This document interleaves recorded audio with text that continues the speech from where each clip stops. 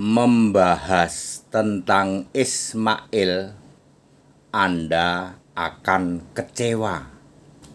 Saya Pendeta Tan Hoinai Henry Tandianta, Master of Bibliology Studies. Saya ditanya sama Mukalap ya, jadi saya akan memberi edukasi dalam bingkai Indonesia Pancasila. Saya ditanya sama Mukalap, Pak Pendeta HTD, coba dong jelaskan tentang Ismail. Ya, saya tahu maksudnya, kenapa Mukalap ini minta dijelaskan tentang Ismail, lalu hubungannya nanti dengan keyakinan mereka tentu saja. Jadi saya menjawabnya begini, membahas tentang Ismail Anda akan kecewa, pasti akan kecewa. Saya ngasih pengantar dulu ya.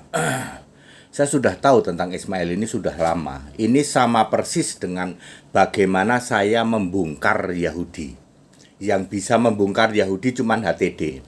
Anda tahu Yahudi itu ada 3 golongan. Yahudi sejati, Yohanes 1 ayat 47. Yahudi ular beludak, Matius 23 ayat 33. Yahudi jemaah iblis, Wahyu 2 ayat 9, Wahyu 3 ayat 9.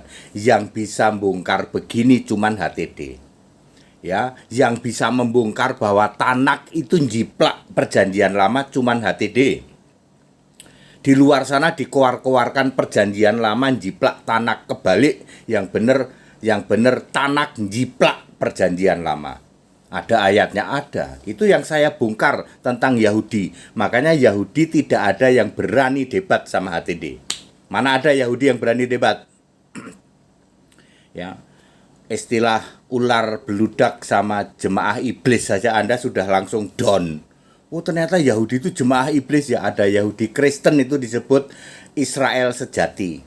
Ya, lah kalian itu Israel palsu, ular beludak jemaah iblis. Nah, sekarang membahas Ismail, Anda pasti akan kecewa deh. Pertama fakta ini ya, bahwa di dalam Kejadian 17 ayat 18 itu Ibrahim itu memohon, Gusti Allah, mohon Ismail diizinkan dong berkenan di hadapanmu. Kan Ismail udah lahir nih, Ishak belum lahir. Kejadian 17 ayat 18. Mohon dong Gusti Allah, Ismail ini berkenan di hadapanmu. Allah bilang apa? Tidak. Tuh ayat 19. Kejadian 17 ayat 19. Tidak. Perjanjianku dengan Ishak.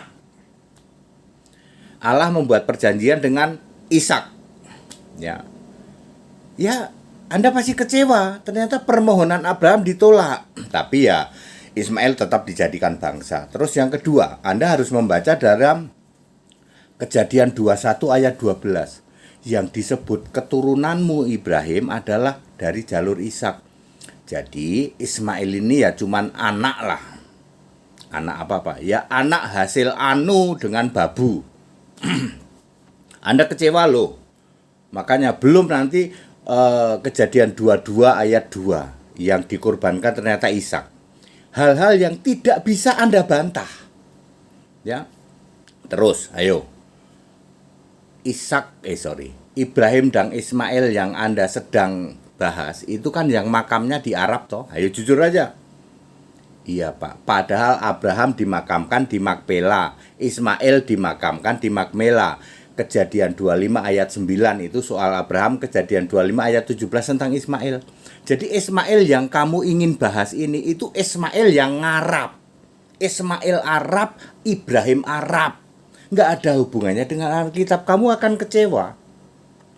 Saran saya, kalian para mukalaf mendingan kalian compare dengan Alkitab bahasa Arab. Di sana ada Warokah, ada Khadijah, wes sana.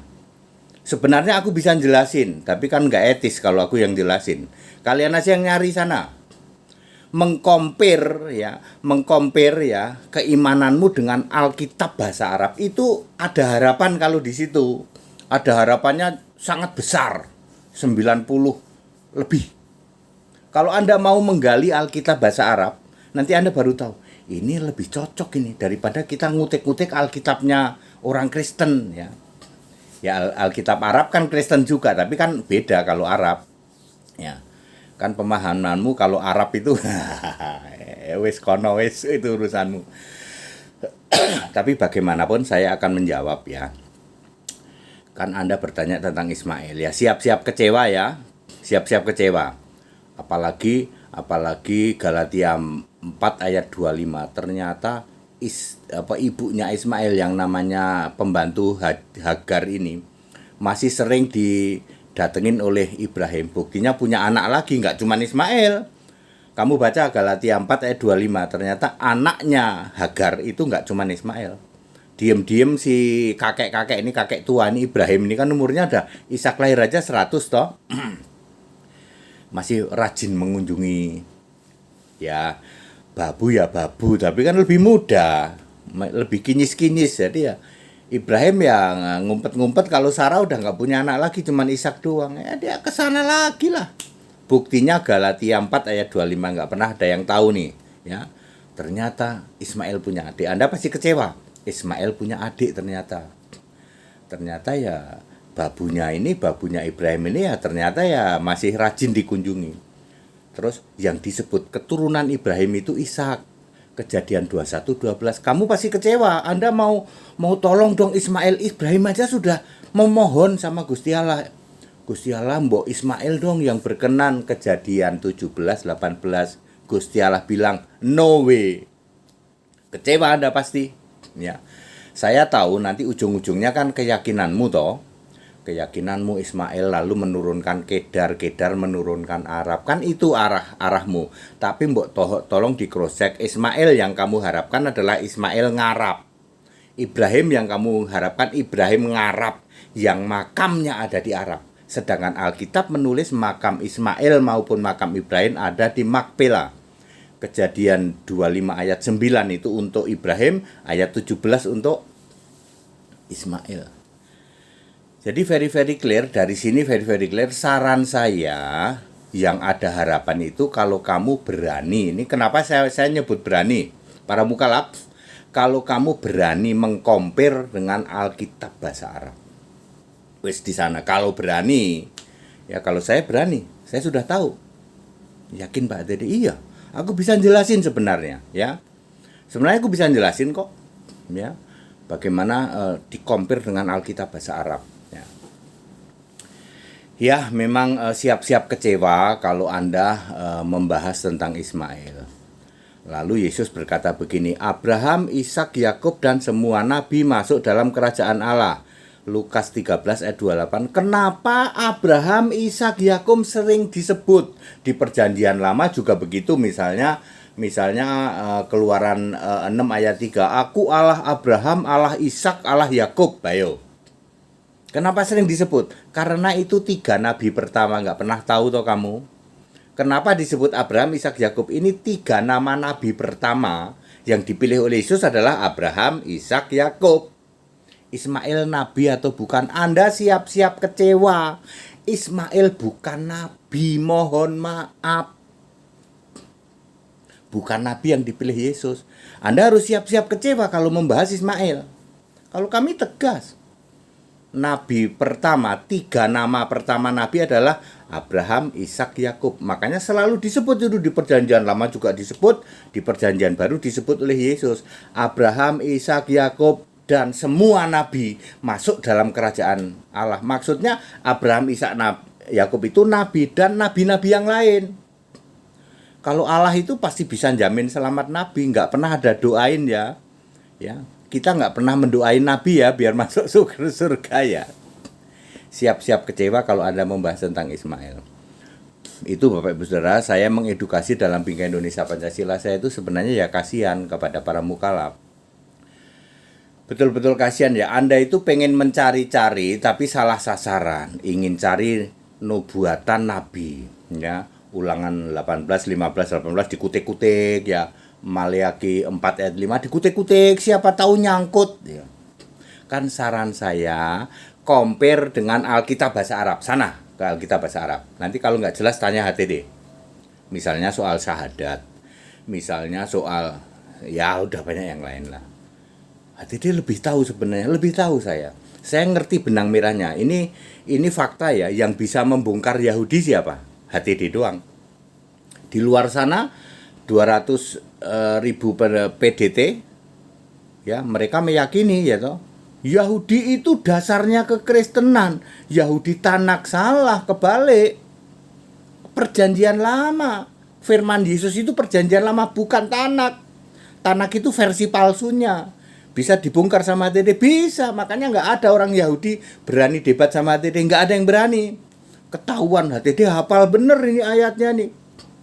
Ya.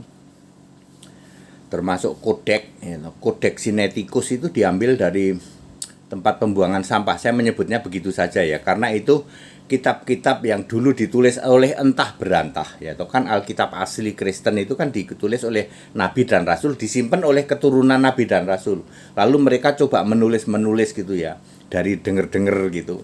Lalu tulisan ini kan tidak cocok dengan Alkitab, lalu dibuang lah. Sebut saja dibuang. Ya pokoknya ditimbun atau diumpetin di satu tempat di kaki Gunung Sinai yang sering disebut sebenarnya itu tempat orang buang. Naskah-naskah yang gak kepake buang ke situ. Lalu dikorek-korek sama Bapak Gereja. Jadilah Kodeks Sinaiticus. Mulung dari tempat sampah. Siapa bisa bantah? Kodeks Sinaiticus adalah hasil memulung dari tempat sampah. Siapa bisa bantah? Nggak ada yang bisa bantah. Ya, HTD bisa bongkar, bisa. Saya langsung tahu itu. Ya. Lalu nanti XX1, lalu nanti halah wis ya. Ya, seperti itu. Ya, namanya juga usaha ya toh. Ya, seperti itu. Jadi clear ya kepada saudaraku mukallaf yang Anda berharap dan ingin membahas tentang Ismail, ya mohon maaf, siap-siap kecewa. Menurut Alkitab Ismail bukan nabi ya. Bukan nabi. Loh, kalau bukan nabi, ya wis kecewa. Kecewa saja. Toh Ismail yang dimaksudkan makamnya ada di Arab toh. Itu bukan Ismail yang di Alkitab loh. Ibrahimmu kan Ibrahim yang di Arab, yang makamnya di Arab loh. Ayo. Ya wes Anda bahas sendiri, nggak usah masuk-masuk ke Alkitab. Siap-siap kecewa, apalagi ketemu sama HTD. Ya, kasihan saya ya. Saya tunjukin ayat, nggak ngarang kalau saya. Bagaimana kalau Gusti Allah bilang begini, yang disebut keturunanmu itu Ishak, Ibrahim. Aku nggak mau permohonanmu tentang Ismail, tak tolak. Ismail akan tetap kujadikan bangsa juga. Tapi perjanjianku dan yang disebut keturunanmu adalah dari Ishak. Lah sudah begitu? Apa Anda masih mau? Terus lagian kan Ismailmu, Ibrahimmu kan Ibrahim Arab, Ismail Arab. Itu baru ngomongin Ismail. Bagaimana Nuh? Wah ya pokoknya ya Nuh Arab. Bagaimana Musa? Ya Musa Arab. Makanya Anda akan kecewa. Bahas Ismail juga kecewa, bahas Musa juga kecewa. Kan Musamu Musa yang di Arab. Sementara Alkitab bukan di situ. Ya, tapi tetap toleransi ya. Saya tetap menjawab pertanyaan ini ya. Mohon dijelaskan tentang Ismail ya, siap-siap kecewa. Membahas tentang Ismail siap-siap kecewa. Ya, seperti itu ya. Karena Yesus sendiri menyebut Allah Abraham, Ishak, Yakub, nggak pernah disebut Allah Ismail. Ya, seperti itu. Padat, singkat dan clear, kita Indonesia Pancasila tetap toleransi ya, Bapak Ibu Saudara ya. Membahas Ismail siap-siap kecewa. That's it. Segala hormat kemuliaan untuk Yesus Kristus. Haleluya. Amin.